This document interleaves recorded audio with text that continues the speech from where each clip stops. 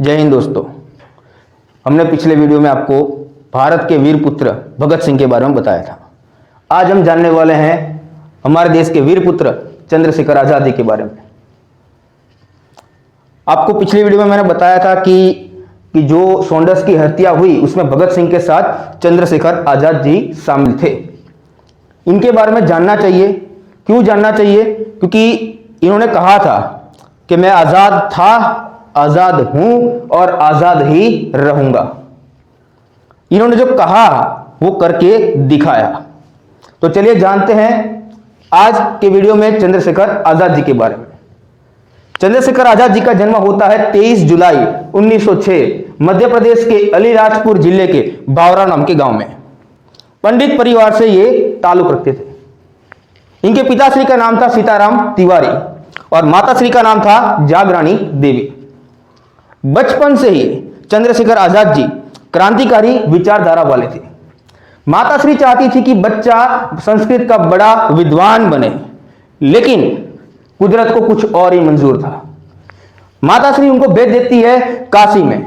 1919 में आपको पता होगा, हमने बताया था आपको कि 1919 में हुआ था जलियांवाला बाग का हत्याकांड। उसकी असर चंद्रशेखर आजाद जी के दिमाग पे काफी गहरी असर डालती है। इसी की वजह से तय करते हैं कि कुछ भी हो जाए, मुझे मेरी भारत माता को आजाद कराना है, अंग्रेजों को भारत देश से भगाना है। काशी में जाने के बाद वो वहां पर क्रांतिकारी प्रवृत्तियों में जुड़ जाते हैं। अब 1920 में शुरू होता है नॉन कोऑपरेशन मूवमेंट, यानी कि असहकार आंदोलन, जो गांधी जी के नेतृत्व में शुरू हुआ था। आपको पिछले लेक्चर में मैं इसके बारे में बताया हुआ है कि जो नॉन कोऑपरेशन मूवमेंट था 1920 में शुरू हुआ, 1922 तक चला, वो गांधी जी के नेतृत्व में हुआ था। अब इस मूवमेंट की बात करें तो चंद्रशेखर आजाद भी इस आंदोलन में जुड़ जाते हैं। इस आंदोलन में जुड़ने के बाद ये भी उस समय क्रांतिकारी प्रवृत्तियां करते हैं, भारत को आजाद कराने में अपना सहयोग देते हैं। महज 15 साल की उम्र में उनको गिरफ्तार कर लिया गया। गिरफ्तार करके जब उनको जेल ले जाया गया, उनके हाथ के नाप की हथकड़ियां भी नहीं थी। जरा सोचो, 15 साल की उम्र का एक छोटा सा बच्चा जिसको पुलिस वाले पकड़ के जेल ले जाते हैं, उनके हाथ के नाप की हथकड़ियां नहीं थी। जब उनको मैजिस्ट्रेट के सामने प्रस्तुत किया गया, उनको पूछा गया कि आपका नाम क्या है, उन्होंने कहा मेरा नाम आजाद है। तुम्हारे पिताश्री का नाम क्या है? उन्होंने कहा मेरे पिताश्री का नाम स्वतंत्रता है। कहा तुम्हारा ठिकाना कहां है, रहते कहां हो? उन्होंने कहा मेरा ठिकाना जेल है। बस उसी समय के बाद उनको लोग चंद्रशेखर सीताराम तिवारी की जगह चंद्रशेखर आजाद के नाम से जानने लगे। एक छोटा सा बच्चा, 15 साल की उम्र का। बच्चे सुनो, 15 साल की उम्र का बच्चा है जिन्होंने 15 साल की उम्र का बच्चा जिन्होंने समझ लो कि पढ़ने की उम्र है। मां चाहती है कि बच्चा संस्कृत का विद्वान बने, लेकिन बच्चे की एक ही इच्छा है कि कुछ भी हो जाए, भारत मां को, भारत भूमि को हम आजाद करा के रहेंगे। उनको उस समय उनका नाम पड़ता है चंद्रशेखर आजाद। उन्होंने कहा था मैं आजाद था, आजाद हूं और आजाद ही रहूंगा। असहकार आंदोलन पूरजोश में पूरे भारत देश में चल रहा था। 1922 की बात है। 1922 में यूपी के गोरखपुर में जो चौरा चौरी नाम का गांव है, वहां पर जो हिंसा हुई, जिसको लेकर 22 पुलिसकर्मियों को जिंदा जला दिया गया, इसकी वजह से गांधी जी ने असहकार का आंदोलन है वो वापिस खींच लिया, जिसकी असर चंद्रशेखर आजाद के दिल और दिमाग पर काफी गहरी हुई। वो चाहते थे कि असहकार का आंदोलन कुछ देर और चला होता तो शायद भारत देश उसी समय आजाद हो जाता। अंग्रेज भारत देश को छोड़कर उसी समय चले जाते हैं। अब चंद्रशेखर आजाद जी को मिलते हैं मनमथनाथ गुप्ता जी। ये भी एक बहुत ही बड़े क्रांतिकारी थे। इन्होंने चंद्रशेखर आजाद की मुलाकात कराई राम प्रसाद बिस्मिल से। अब आपको बता दें कि राम प्रसाद बिस्मिल कौन है। राम प्रसाद बिस्मिल है जिन्होंने हिंदुस्तान रिपब्लिकन एसोसिएशन की स्थापना की थी। अब राम प्रसाद बिस्मिल के साथ मिलते हैं। उन्होंने अपनी टीम में चंद्रशेखर आजाद जी को जोड़ लिया। उन्होंने काम दिया कि आपको कुछ भी हो जाए, देश को आजाद कराने के लिए पैसों की जरूरत है, तो आपका काम है फंड को इकट्ठा करना। चंद्रशेखर आजाद फंड को इकट्ठा करने में जुड़ गए। अपने कुछ साथी के साथ उन्होंने इस कार्य को काफी अच्छे से पूर्ण किया। अब बात करते हैं 1925 की। 1925 में लगभग 40 जितने क्रांतिकारी जो हिंदुस्तान रिपब्लिकन एसोसिएशन के थे वो मिलके एक ट्रेन को लूटते हैं जिसमें ब्रिटिश का खजाना भरा गया था। एक ट्रेन को लूटते हैं जिसमें ब्रिटिश का खजाना भरा गया था। इस कांड को कहते हैं काकोरी लूटकांड, 1925 में हुआ था। काफी सारे क्रांतिकारी को उस समय गिरफ्तार कर लिया गया। गिरफ्तार करते हैं जिसकी वजह से राम प्रसाद बिस्मिल, अशफाक उल्लाह खान को फांसी की सजा होती है।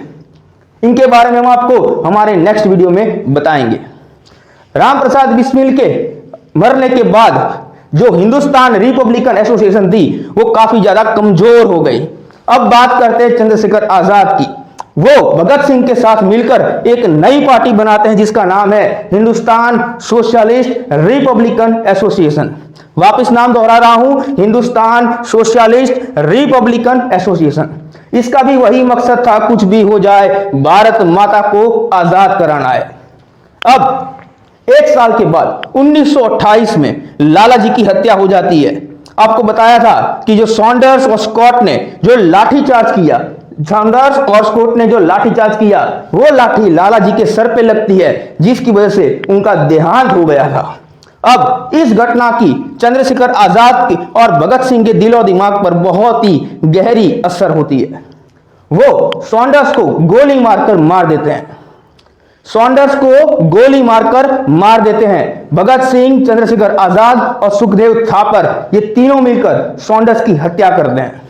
हत्या करने के बाद भगत सिंह जो असेंबली के अंदर बॉम्ब फेंके थे इसके बारे में आपको ऑलरेडी मैंने बता दिया गया है। अब चंद्रशेखर आजाद के बारे में बताते हैं कि 27 फरवरी 1931 का दिन था।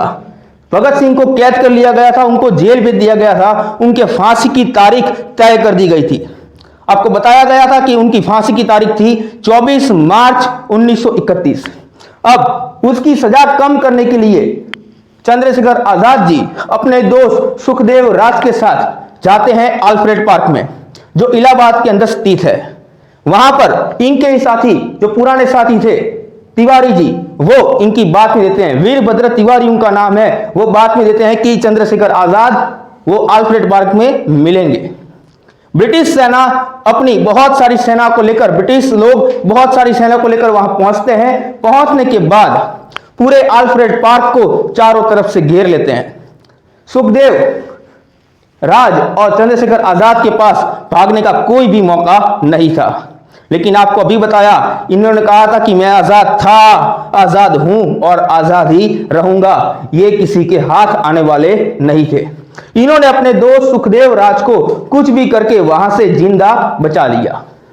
इन्होंने अपने दोस्त सुखदेव राज को वहां से जिंदा बचा दिया और ब्रिटिशर को सामना करना शुरू किया। 3 ब्रिटिशर को, 3 अंग्रेजों को उन्होंने वहां पर ढेर कर दिया।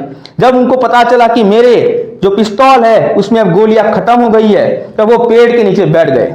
अब आपको एक बात जान के खुशी होगी कि चंद्रशेखर आजाद हमेशा अपने कोट के अंदर एक गोली हमेशा रखते थे कि जब मेरे पास कोई चारा नहीं बचेगा तब मैं उस गोली का उपयोग मेरे खुद के लिए करूंगा, क्योंकि मुझे पकड़ना ब्रिटिश के लिए, अंग्रेजों के लिए नामुमकिन है।